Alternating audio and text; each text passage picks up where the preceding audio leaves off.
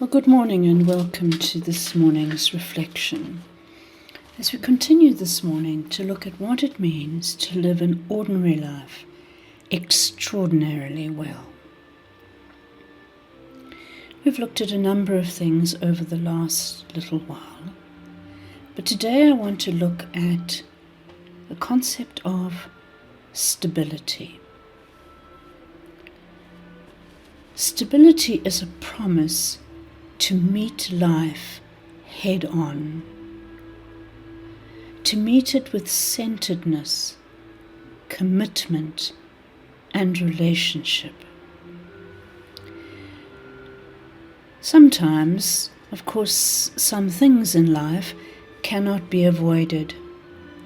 Death, illness, change, personal expectations. And how we cope with these things depends on how we have allowed ourselves to deal with lesser things. Stability centers us in something greater than ourselves, so that nothing lesser sweeps us away. Where I am is where God is for me. Whatever is happening around me, I can, if I will, simply stay still long enough of heart and mind and find God there in the midst of whatever is happening to me. Centeredness is an antidote to fragmentation, a fragmentation that comes from never settling into where I am, or what I'm doing, or what I'm meant to learn. There come times in life of deep discontent, when all we have seems just not enough. It all seems deficient and somehow beyond being bearable. A time when we regret every major decision that we have ever made. This is when stability offers its greatest gift. It enables me to outlast the dark places until the thaw comes and I can see life again. But for this I must wait through the winters of my life. Perseverance and persistence are not affirmed today. If our children do not learn at school, we blame the teacher rather than looking for how the student might need to change their behavior. If a book is too difficult to read, we simply give up on it, even if the intellectual struggle would be really worth it. If the work is too hard, we simply quit. Stability says we must see things through until we have done what can be done, and others have done for us what they can and should do for us. We will walk the major roads of life to the end, no matter what. That is stability.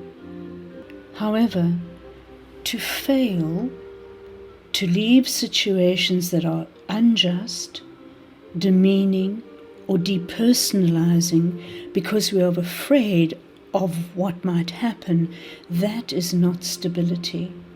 That kind of rootedness is not stability. It is bondage or suicide. It is a twisted need for sympathy or pity or a false martyrdom. Stability is to stay with something in order that we should grow. Fidelity is to be valued, but not at the cost of our mental health. Stability requires us to be constant of heart and unremitting in our spiritual practices. Commitment is not something that is seen to be valued today. It is not expected. It is harder to go on when it is so much easier just to quit. But what will happen to me as a person if I don't go on? If I don't show some resilience? If I don't see things through to the end? Firstly, I will fail to learn a great deal about myself. I will fail to face my weaknesses that call for change. And I will be less than I can be. And secondly, I lose the opportunity to grow. Not every effort succeeds as its first attempt. Not every good thing that happens without persistent purpose and continual failure until we reach success. Stability is more than a centeredness and a commitment. It is also the satisfaction of relationship, the discovery of friendship. It is an invitation to live life deeply rather than superficially.